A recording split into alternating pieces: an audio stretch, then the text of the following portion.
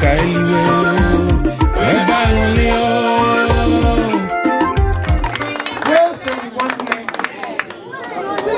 Very good musician.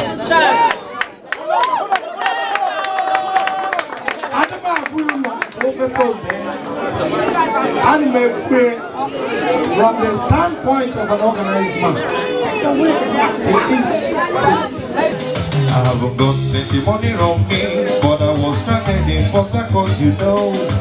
Many hello, and it's somewhere, they go well at me. Oh, mama, hey!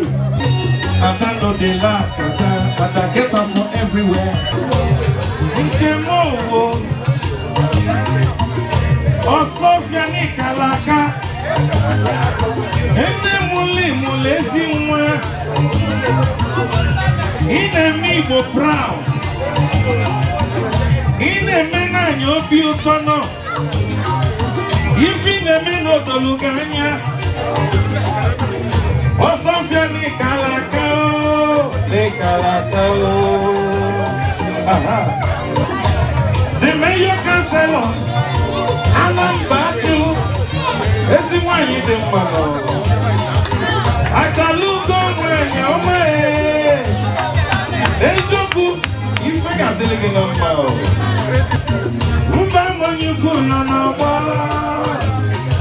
n'eziokwu na ọ ga-adịrị gị mmanụ ụkọsa ajụjụ gị na-ajụ why you silence ekwurekwu nyere ọnụ Ikalaka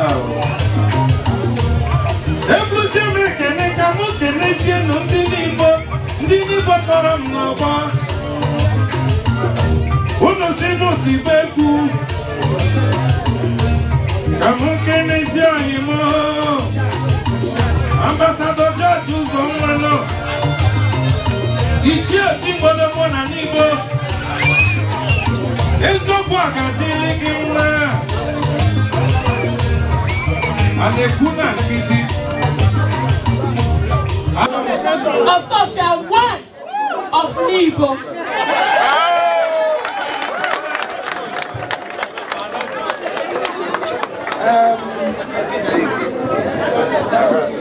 Ibo Kwan. Hey! Kono Daria. Ana sole Moreliza.